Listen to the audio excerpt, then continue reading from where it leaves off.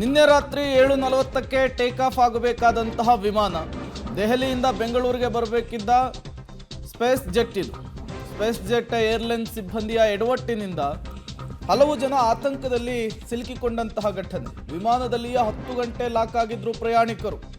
ವಿಮಾನದಲ್ಲಿಯೇ ಕುಳಿತು ಸುಸ್ತಾಗಿದ್ದಾರೆ 40ಕ್ಕೂ ಹೆಚ್ಚಿನ ಪ್ರಯಾಣಿಕರು. ನೀವು ಕೂಡ ವಿಜುವಲ್ಸ್ ಅನ್ನು ಗಮನಿಸ್ತಾ ಇದ್ದೀರಿ. ಪ್ರಯಾಣಿಕರು ಆಕ್ರೋಶವನ್ನು ಹೊರಹಾಕ್ತಾ ಇದ್ದಾರೆ. ತಾಂತ್ರಿಕ ದೋಷ, ವಿಮಾನದಲ್ಲಿಯೇ ಪ್ರಯಾಣಿಕರು ಲಾಕ್ ಆದಂತಹ ಘಟನೆ ನಡೆದಿದೆ. ಮಾಹಿತಿಯನ್ನು ನೀಡದೆ ವಿಮಾನದಲ್ಲಿ ಕೂರಿಸಿಕೊಂಡಿದ್ದಕ್ಕೆ ಆಕ್ರೋಶವನ್ನು ಹೊರಹಾಕ್ತಾ ಇದ್ದಾರೆ. ನಿನ್ನೆ ರಾತ್ರಿ 7:40ಕ್ಕೆ ಟೇಕ್ ಆಫ್ ಆಗಬೇಕಾದಂತಹ ವಿಮಾನ ಇದು ಲೇಟಾಗಿ ಟೇಕ್ ಆಫ್ ಆಗಿದೆ. ದೆಹಲಿಯಿಂದ ಬೆಂಗಳೂರಿಗೆ ಬರಬೇಕಾದಂತಹ ವಿಮಾನ ಫ್ಲೈಟ್ನಲ್ಲಿಯೇ 40ಕ್ಕೂ ಹೆಚ್ಚು ಪ್ರಯಾಣಿಕರು 10 ಗಂಟೆಗಳ ಕಾಲ ಲಾಕ್ ಆದಂತಹ ಘಟನೆ.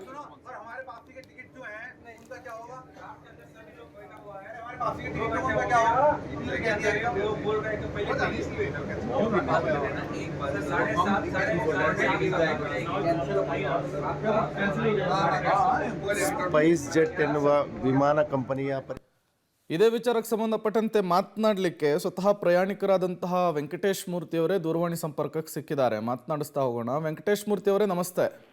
ಸರ್ ನಮಸ್ತೆ. ಏನಾಯ್ತು ಸರ್ ನಿನ್ನೆ?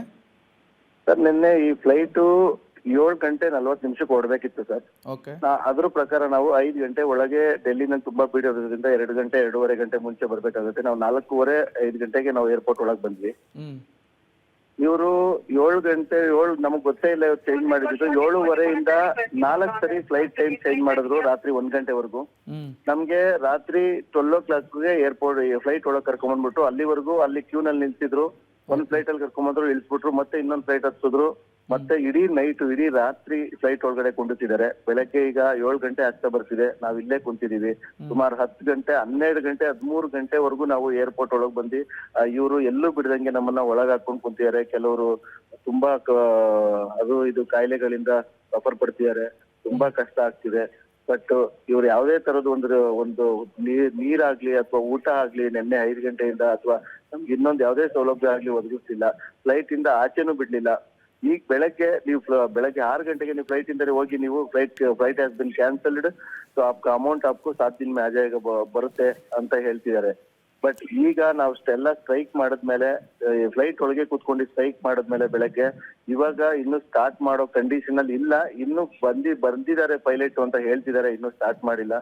ಸುಮಾರು 60 ರಿಂದ 70 ಜನ ಕನ್ನಡಿಗರಿದ್ದೀವಿ ಇದ್ರಲ್ಲಿ. ಎಲ್ಲಾ ಕಡೆ ನಾವು ಹೇಳಿದೀವಿ, ನಮ್ಗೆ ತುಂಬಾನೇ ಕಷ್ಟ ಕೊಟ್ಟಿದ್ದಾರೆ. ಸ್ಪೈಸ್ ಜೆಟ್ ಫ್ಲೈಟ್ ನಂಬರ್ 815 ಸುಮಾರು ಈ ತರ 3-4 ಫ್ಲೈಟ್ ಇದೇ ತರನೇ ಒಳಗ್ ಕುಂಡಿಸ್ಕೊಂಡು ಕುಂತಿದ್ದಾರೆ.